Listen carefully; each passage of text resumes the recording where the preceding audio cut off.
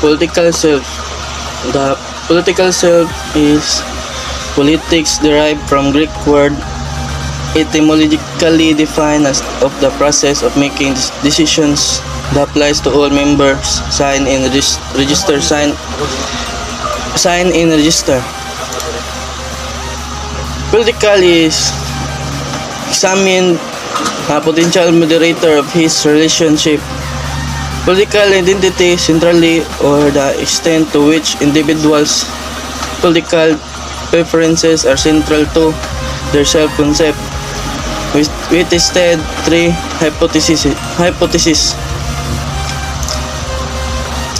Politics is a social institution through which power is acquired and exercised by people in groups.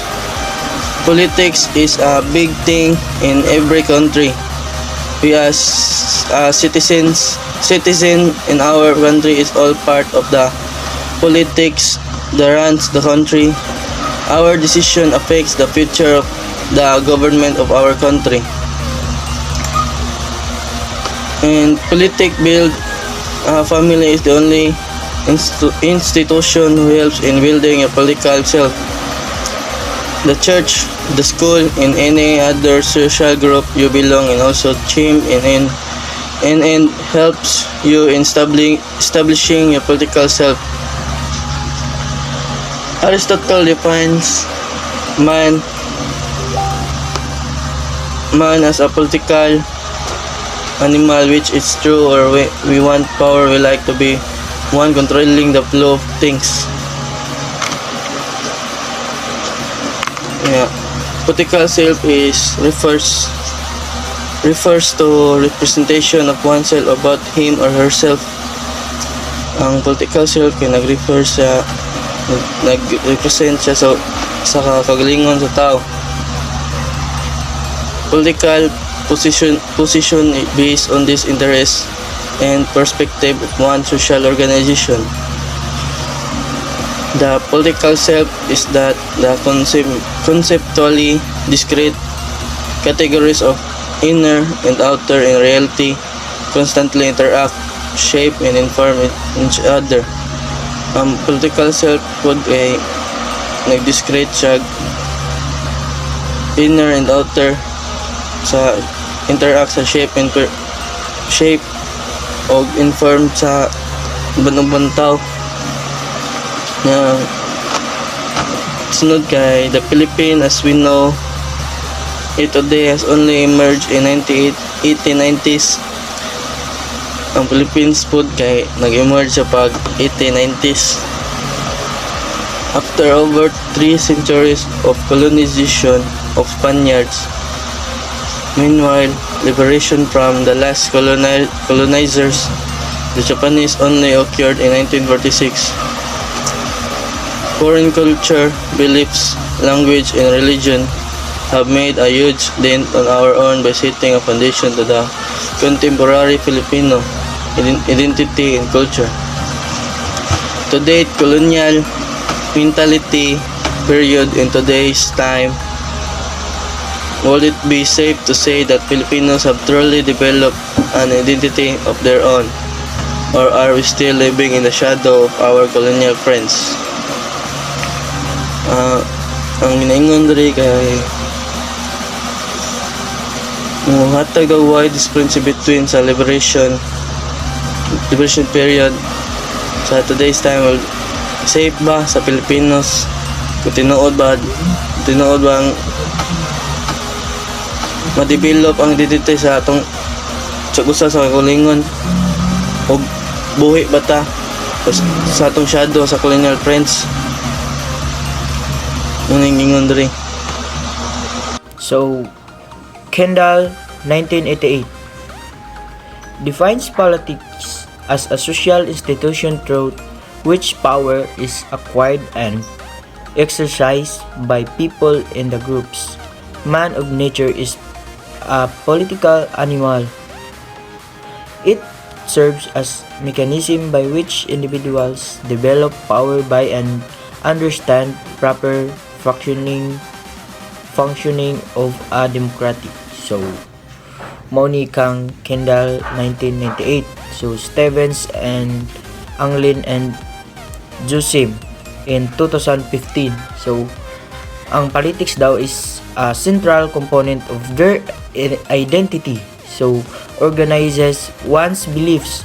So mao ni ang kuan attitudes and affiliations and aids to processing of politically relevant information. So it constitutes knowledge about the constitution, government, and governance. So exemplifies the ideals and aspiration of the people. So embodies the rules and principle of the states and that determine the status and power of the people. So at the last, often defined by citizenship. So mao ni ang kuan kang Stevens, Anglin, and Josim. So next is si Serena Jukno in 1997. So based on Serena, political self and identity are developed through socialization, through the ways of people learn to knowledge. So mauni siya ang mga nakuan sa mga tao, ang norms, values, motives, and roles appropriate to their positions in a group community. Through social interaction, people learn the status, duties, rights, and the power. So necessary to interact successfully with other people in the group and the community. So the political self is influenced and modified by opinions, comments, and suggestion of other people. So small populations are often at risk extinction through processes that are effectively stochastic. Prediction of this extinction requires that the observed temporal variation of demographic rates be accurately partitioned between demographic stochasticity variation among individuals and environmental stochasticity variation among years correlated across individuals. However, studies population variability analysis and include both forms of stochasticity, parameterized and magnitude of environmental stochasticity incorrectly. They overestimate it. I describe and I evaluate test to determine whether all the year-to-year variation of observed survivorship can be explained by demographic stochasticity alone. And number 2, if not, to estimate the magnitude of environmental stochasticity is survival. The first issue can be resolved with a God test. I use simulated data to show that this test has a appropriate type error rate. So unless the individual survival probability is either very low or high, small amounts and environmental stochasticity often are not detected by the God test. So type number 2 error, but the hypothesis of demographics. So stochasticity alone is consistently rejected when environmental stochasticity is large. So stochasticity means, wait for a while. So what is stochasticity?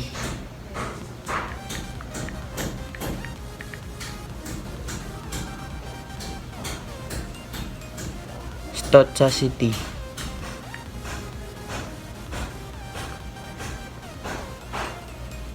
So randomly determined, having a random probability distribution of pattern that may be analyzed statistically but may not be predicted precisely.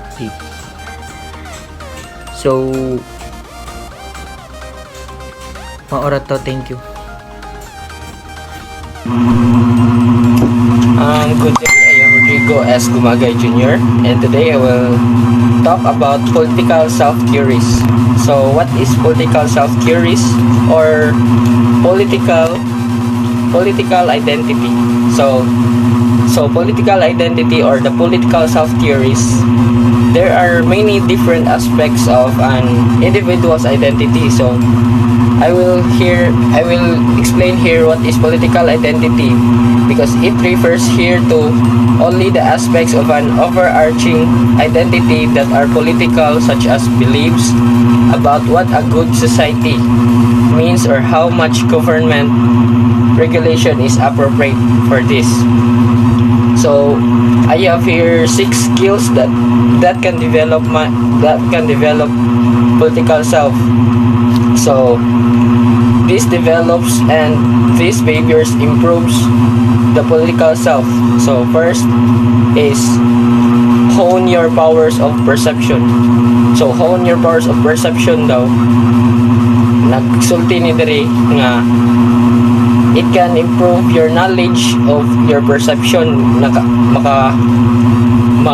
Imong i-improve imong knowledge, imong perception para ma-develop nimo ang imuhang self, political self.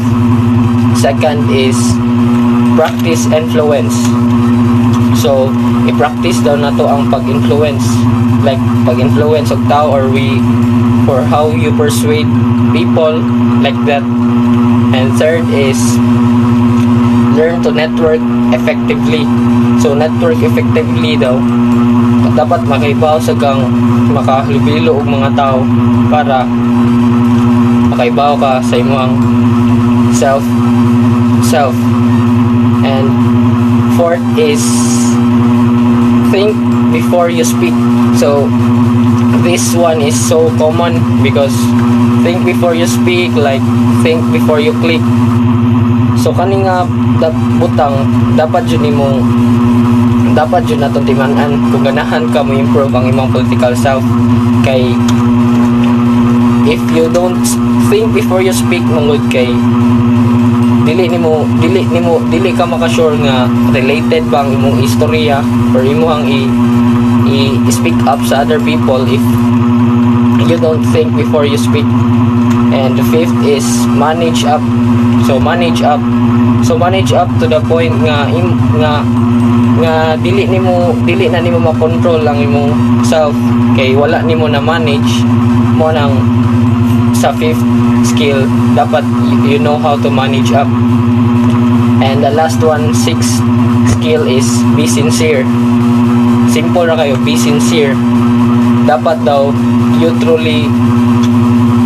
truly adapt these skills lang kay para ma-develop o ma-improve ang imong behaviors about sa political self. So let's start. First is social learning theory by Albert Bandura. A person can acquire learning through observation and imitation. Second is observation and imitation is important in a process known political socialization. So first one daw kay a person can acquire learning through observation, imitation. So ang tao daw dapat daw para ma-learn nila ang ilang acquire sila learning about this political self-identity daw. Dapat daw by Albert Bandura, dapat daw you know how to observe, how to imitate, and you know how to socialize people to know what is political self. And third one is political socialization is the lifelong process by which individuals gain knowledge about politics. So it is a lifelong process daw that can individuals, each of us people gain knowledge about what is the politics. And second is cognitive theory. Cognitive theory, it suggests that mental activities, example knowledge, perceptions, ideas of individuals are important to determinants of behavior, example political attitude. This theory daw kay nakasuggest of what is a mental activities, katong gisulti nako knowledge, perceptions, ideas, mo to sila ang mga mental activities nga naaning theory, cognitive theory. It individuals as important determinants of behavior, example the political attitude mo ito, ang political attitude na nakarelate sa atong theory, cognitive theory. Example, individuals interpret meaning of politics and then choose and decide the actions they will make. Sa kung isulti ganiya sa think before you speak mo ni siya nga you have to decide what the actions you will make. You know how to interpret to your brain para makaibaw ka unsa ang imong istorya ug unsa ang imong you're going to speak up to the what you're talking about. That's it. Theory of symbolic interaction. It suggests that behaviors are products of communication, meaning, and symbols. People give meanings to symbols and they express these meanings through language communication. Example, children develop their political attitudes according to the symbols and meaning that their parents communicate to them. Symbolic interaction is one of the several theories in the social sciences. According to this theory, people live both in the natural and symbolic environment. Symbolic interaction is a process that is enlivened the reciprocal meaning and values by aid of the symbols in the mind. Next is theory of political participation, defined as the citizens' action or activities anchored in politics. The extent and scope of political participation may be an important criteria for assessing value or quality symbols and meanings that the people ascribe to politics. It refers to voluntary activities undertaken by the mass public to influence public policy, either directly or by affecting the selection of persons who make policies. Example, an ordinary Filipino citizen must be allowed to take part in the policy and decision-making process regarding the administration of the country, which is in accordance to the democratic nature of the Philippine society. Particular activities cluster into modes of participation. Origin of political self. What is an origin of political self? An origin of political self is an numerous studies have indicated that the need foreclosure predicts political preferences. We examined a potential moderator of this relationship: political identity, centrality, or the extent to which individuals' political preferences are central to their self-concept. We tested three hypotheses. First, we predicted that need foreclosure would be more strongly related to political identity, symbolic ideology, and party identification. First hypothesis, and issue positions, operational ideology.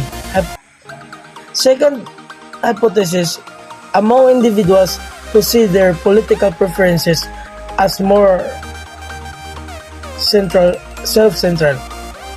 Then we predicted that the stronger relationship between need for closure and issue positions among individuals high in centrality would be accounted for by stronger relationships between need for closure and political identity, and between political identity and issue positions. Hypothesis 3. Data from a nationally representative survey provide evidence for this hypothesis, suggesting that the relationship between epistemic needs and political preferences differs as a function of how self-relevant politics is.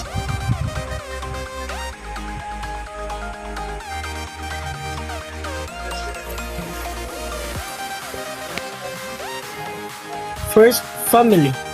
The family has hierarchical structure through hierarchy of positions, status, and power. Example: father acts as a leader and establishes rules to maintain order in the family. This shows that authority is necessary in the development of political self and identity. Second is school. The school's responsibility is to teach moral, spiritual, and political values that will help the student to become patriotic and morally upright citizen. Example: UTS subject, GMRC, and ROTC. The school is similar to family, where the teacher acts as the leader in the classroom that sets the rules and regulation to maintain order in class. Third is church. Helps the shape ideals of citizenship and democracy through the religious teachings, values, and tradition. Fourth, peers. Interaction with the peers encompasses and emphasizes the equal distribution of power, rights, and privileges among members of the group. The last is mass media. Key to the source of information in politics, family, school, church, peers, and moral behaviors that influence political behavior and political self. A government in which the supreme is vested in an exercise by the people directly or indirectly through a system of presentation, usually involving periodical held free elections. Although democracy has several flaws, it also uniquely possesses a number of features that most people, whatever their basic political beliefs, would consider desirable. So, mga examples kayo doon. Number 1 example, democracy helps prevent cruel and vicious autocrats from ruling. Kaning democracy ko ni siya ng mo help siya og kanang para maka-prevent og mga autocrats ng mga ruling kayo nga kuan, mga cruel and vicious kayo. So number 2 example ko, it fosters human development, health, education, personal income, and any other indicators more fully than do other forms of government. So kani siya kay para niya sa mga human development, mga health, education, mga income sinan na para makakuan buhat og other forms sa government. Dayon number 3 example kay democracy helps protect fundamental individual rights and interests. So kani siya kay motabang ni siya og kanang protect sa mga tagsa na to nga right o mga interest sa mga tao ba. Mga tagsa ka nato sila mo tabang o ang demokrasya mo tabang o protekta. Number 4 example, democratic societies provide people the maximum opportunity to take moral responsibility for their choices and decisions. So kani nga democratic societies kani siya mo provide sa mga tao mahatag mga opportunity para sa ilang responsibilidad para makapili silang ilang ganahan o ilang decision silang ginabuhi walay makabuot nila kung silang ganahan ma-audio. Democratic societies offer a relatively high chance of political equality. 3 major concerns in building an identity. So kani sa democratic society kay siya ng high chance sa political equality. So mao siya ang ng major nga concerns jud sa major concern din siya sa government. So mao na to guys, salamat kayo.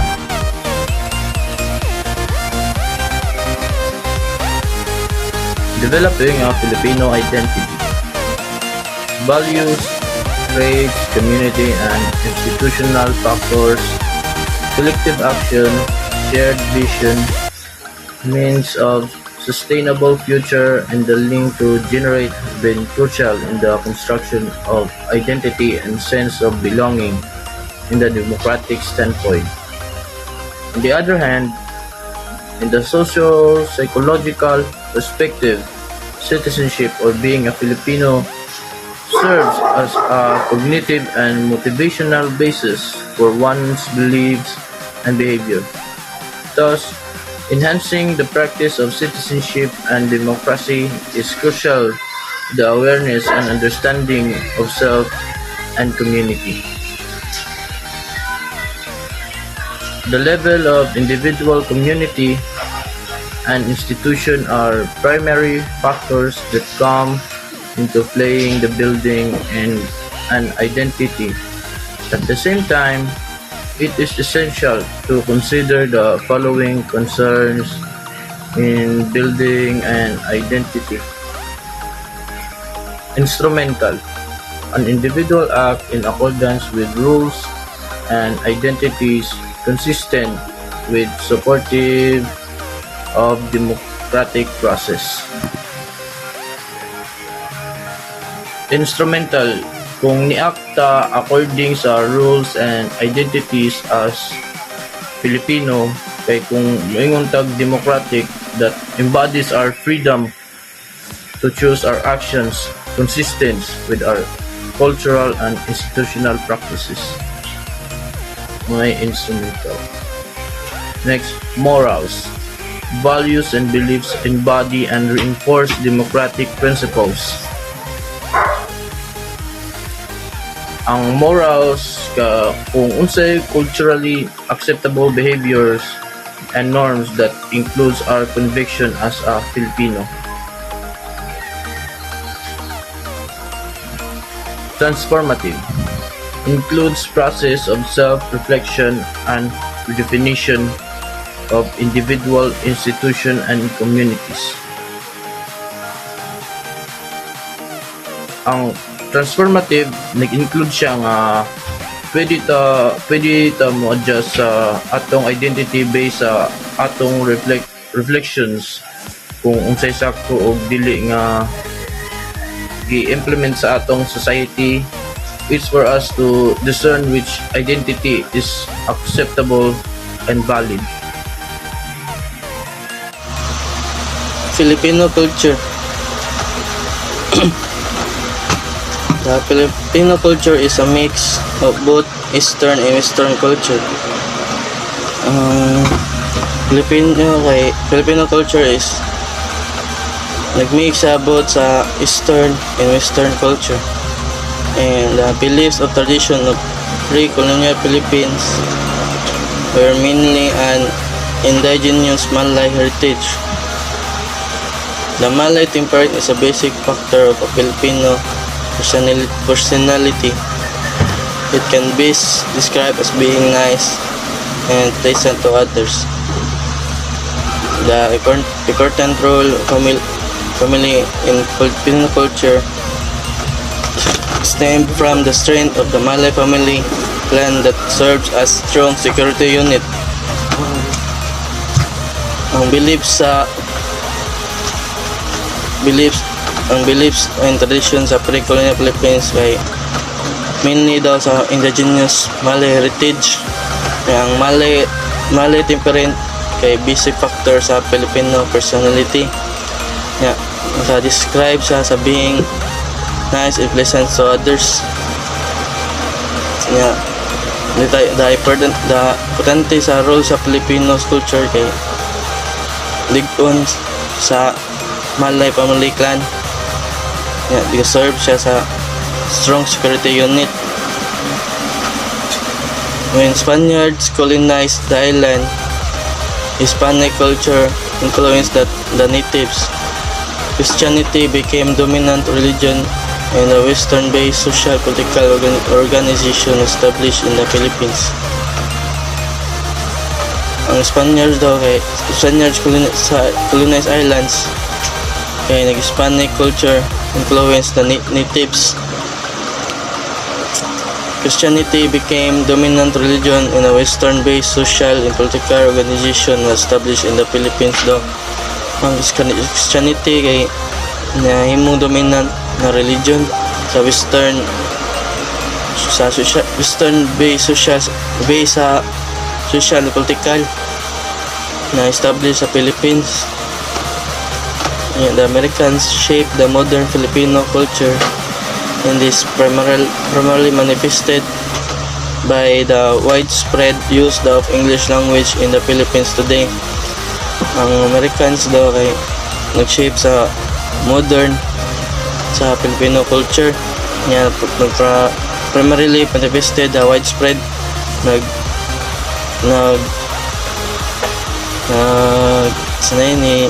nag-spread na siya sa nagdaghan na kayo mo use og English language sa Philippines tungod sa American. It was from influence that forms the Filipino character. Na-influence di sa form sa Filipino character mo ni nag-ingon ng Filipino culture. Self-sacrifice. It is an attitude of Filipinos can be seen as an extension of Filipino hospitality.